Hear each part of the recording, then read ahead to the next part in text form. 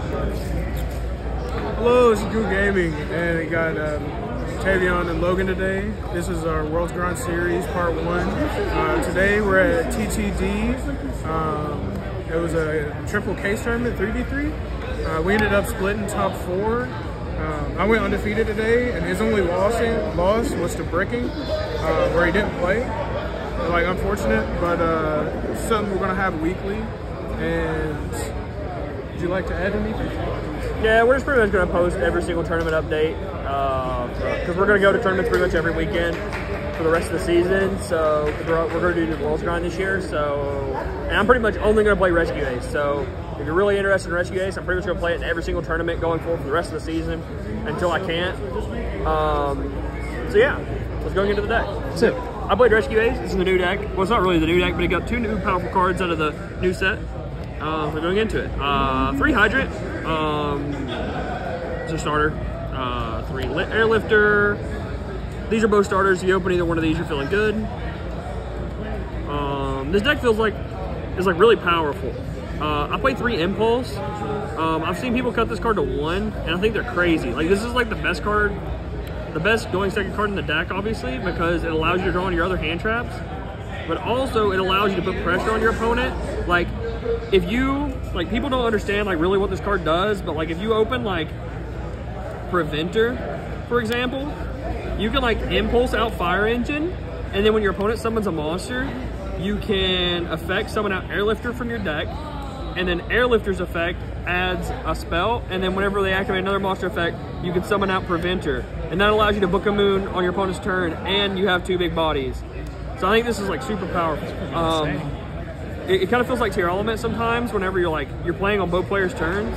So this card's like super strong. This card also allows you to like play around, like evenly match and Harpy's Feather Duster and stuff. Because if you open this and like, I abuse this card, this is what I do. Like when I play this deck, I abuse this card like crazy. I like Sunlight Wolf it back and stuff like that just to like keep putting threats on the board and eventually run my opponent out of resources. 2 Turbulence, it sets 4. It also has a hidden ability. It's really good against like Labyrinth and stuff. If they pop one of your cards, you get to pop one of their cards. So it's pretty good against Crowley as well, because a lot of the times they won't read the card, and like you just get them. Yeah, like for example, I was playing against Gage today, and I had 2 guys on the board with emergency set, and he went to pop one of them. I chained some of this guy out. He popped my guy, and then I got to pop one of his cards. Yeah, super strong. Really rough. 2 Preventer. This card is one of the best cards in the deck, but I decided to play 2 because if you draw too many big guys, that's how you brick. So I didn't need more than 2.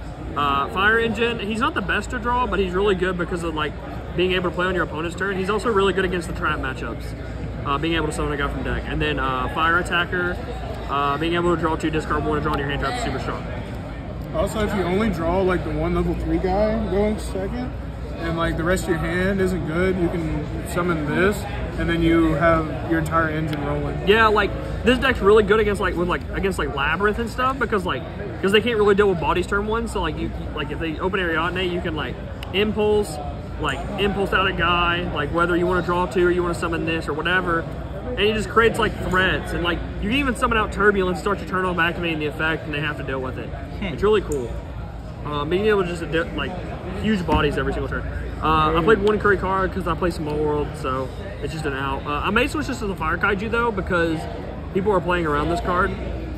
So I think the Fire Kaiju is like a little bit better actually. 3 Ash Blossom, 3 Nibiru, 3 Valor. I did not play Imperm in my deck because I played Small World. I don't know if that's a mistake or not because it makes you a little bit weaker in the mirror. But I decided to main deck 2 copies of Fenrir. I haven't seen anyone do this. So this card has a lot of synergy with Small World because you can summon this, search out this, and this is a bridge because you can go Fenrir into Fire Engine because he's a 7 and you can get to any of your guys. And then also, if you open it with like 1 for 1, it's really good. But also, the main reason why I played it is because against Pearly, your deck's really good if they don't have the field spell. And if you have this on your board, plus your like normal board, whenever they go field spell and then they like resolve a guy, you banish the field spell, and then you can like your traps can interrupt their guys. So it's really good. If I would change anything, I think I would main deck Joel and Lockbird. It's really good right now. I kind of missed it. For spells, I played 3 Prosperity, 3 Small World, a 1-for-1, a Reinforcement of the Army, because I brick a lot, so I try to play as many consistent cards as possible, and somehow I still bricked. But the deck's really good. I don't know if I'd continue playing 1-for-1 going forward. It's just really weak into cash because it has to go to the grave, so they shifter you or whatever. Yeah. It's just another one of those cards that's dead. 3 of the best cards in the deck. Emergency. This card's crazy. It plays around Imperm, it plays around Valor, it plays around Skill Drain, resets your traps for the grind game. It's crazy. Yeah, that card's cracked. And then I play one of all the other ones. One of both traps, one of both spells, and then a HQ. I wouldn't change the ratios for any of these. The way I play this deck, especially game 2 and 3, I play around evenly matched by not setting both the traps. And I set 3 spells and 1 trap usually. And I didn't lose any of the times I did that. I got even lead in Harpies today, and I didn't lose the Harpies in even lead 1 time today. So then we have extra deck, Apollo. I never made this. Hida, I made it once. Trisbania. This card is insane. I never use this effect, but there's a card in my side deck that goes with this card. It's crazy. Unicorn, Axis Code. This is what I made the most. You kill your opponents turn 2 with this a lot. Mirage, Phoenix, Heat Soul. I did not make this once today because I played around Nib game 1 all the time, and then like game 2 and 3, there's so many hand traps and stuff. Usually you can't get to this point, so I never actually made Heat Soul 1 time, which is crazy because I really wanted to make him. Link Rebo, Sunlight Wolf. I made this card as much as possible because you want the follow up. Goddess, it's an out to the Noir. You have room. IP, Anima. And then these last 2 cards, I don't think I would play again. Every time I did it once and I lost. Proxy Magician, Mud Dragon. There's no reason to throw that many bodies into just a Mud Dragon. Like, you can usually just play around the Imperm on the Turbulence. Right. Side deck, this is where, I think this is why I did so well, to be honest. My side deck was great. 3 Droll, 3 Bell, shout out Bo, because all of these cards came in against him. 3 evenly and Harpies. All this. My deck was built really good for Lab. So, this is the spikes right here. Okay. So, I think instead of playing into hand traps and trying to do like terahertz stuff or all that, I decided to play 3 Eradicator. So there's like, in the normal like 1 card combo, you can set this up with the set 4. And every time I did it, I just won. Like I ripped 4 cards from their hand, they have evenly, cool, I just play around it, and then they die the next turn because they have no cards. Yeah. This is literally, I think, changes the deck. Like, because I also play 2D barrier, I might book this for 3 as well.